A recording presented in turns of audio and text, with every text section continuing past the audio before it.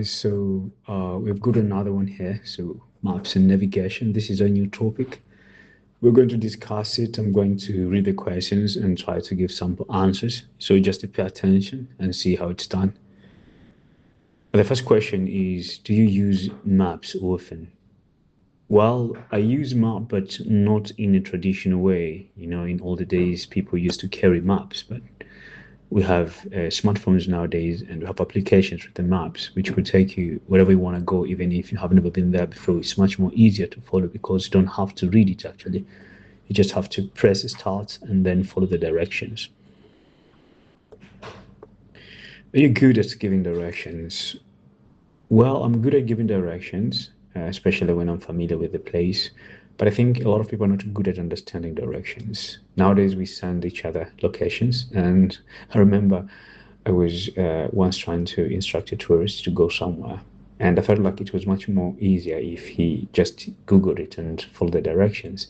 So he just had to make sure the path he's going to follow was safe and it was logical. I told him, yeah, he can go through that path and it's all right. So he just followed and he go there.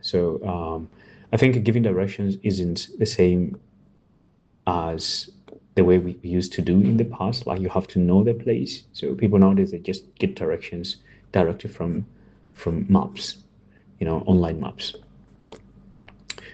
Have you ever gotten lost? Let me think about it. As a child, Um, no, I don't remember getting lost anywhere. And as far as I remember, no. I have a memory of getting lost once, but not like really, really getting lost, like just losing my direction and not knowing which street I should come from. I think I was in Istanbul. It was a new street. I'd slept in a hotel and I was supposed to catch a flight the next day. And the street that I had entered was similar to the next street. So instead of going to the first street, I went to the second one because I had come from the other direction. So I kind of like confused, and they were so similar that I went up there. But at the end of the street, I was supposed to see my guests to the left, my hotel to the left, but it wasn't there. And I was surprised. And then I didn't ask anyone. I just had to track back to where I had come from, think about it a little bit. And then when I decided to continue, I found a similar street a few meters ahead. So I took the street and going up again. And that's a problem with me sometimes. I just don't like to ask direct, like, where is this place? I just think if you're a stranger in a place and people think you don't know much about the region and start asking questions, you're actually creating more danger to yourself more than if you somehow figure it out. And you have to be good at pretending that you know what you're doing, right? So you think quickly, you move on, you go back to the main street, and then you can start thinking deeper or more clearly when you're at the main street. So I usually, my first thing is going back to where I remember, which was the main street, and then left. Um, I gave myself some seconds to think about it, and then I walked a little bit, and then it made sense. Yeah. Did you use paper maps in the past? I think the last time I used paper map was at school, and it was just for studying purpose. We had a camp. We were supposed to go to a different place, and we had studied the maps. And then the next day we had traveled to that place, and in the middle of the forest, we had to use the map to find some things. So that's really my last experience with the maps. But traveling, going to somewhere and using maps wasn't my thing. I remember before these smartphones were really popular and the applications and the maps and everything, somebody had to tell you how to get somewhere just by explaining it to you. And sometimes it was a different city. I remember I was 13 years old going to middle school, if not 13 years, 14 years old, going to the middle school for the first time after finishing, our country's system is 7 years of primary school. So I was like 13, 14 years old.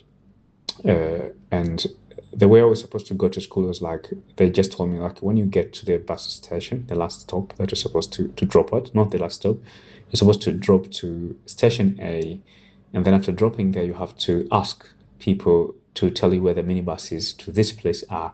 and then you have to go to the city center, and in the city center you have to ask for the minibuses which are going to take you to another district, and in that district you have to ask for minibuses which is going to take you to school. So you have to change a lot of buses, and you have to go to these places and stuff. So you have to, the person is instructing you, even the people that are supposed to be asking. If you see somebody's looking like this, don't ask them. If you see somebody looks like this, then ask them. So for a 14 years old, it's a big danger. In big cities in different parts of the world, they wouldn't let their little kids go by themselves. But in my country, it's still dangerous, but people want, back then at least that's what my parents believed, like people went kidnapping kids at 14 years old, so somehow. Maybe they were naive, I don't know, but that's how it worked. And I was going to school by myself, coming back by myself at that age, etc. So I got used to it, but the direction we're given this way. Somebody's giving you a direction, I have to memorize them in your head, somehow. The last question is, do you prefer asking people or using GPS? Well, recently I've been more familiar with, not familiar, I've been preferring technology more. I love the technology, especially the useful things such as GPS. So instead of asking people, I usually just Google things. Even when you want to go places, the application is special nowadays for hiring maybe a motorcycle or a tricycle or a basic car or a luxury car, taking you to different places. And somehow you don't even have to ask anybody about anything. So you just type into the application where you want to go, you're calling the ride, and the ride comes to you, they pick you, and then they take you to that place, and then you're paying them. That's how the system is working, which is super, super good. So yeah, that's the end of it. As you have seen these questions here, our typical questions. If you haven't been following, we have more and more questions, more and more exercises with different types of questions that you can go and look. We have playlists for part one, for part two as well, and part three. Just visit our YouTube page, IELTS Speaking Lab, so that you can have different examples and you can learn more and more about the tips on how you're supposed to speak in the examination. But what's the most important thing when it comes to practicing any skill in this life is actually trying to do it and probably making mistakes a little bit, learning from it, trying to navigate, trying to listen to yourself, trying to see your mistakes. So the analysis part and doing it by yourself is the most important part, but a lot of people spend a lot of time with just theories. So you can listen to this kind of podcasts, but after listening, you have to try to answer the questions by yourself as well. Or you can have a playlist and you can listen to a lot of them so that you get the idea on how you're supposed to answer them as a listening activity. But when it comes to time for you to try to speak, then you have to speak it naturally.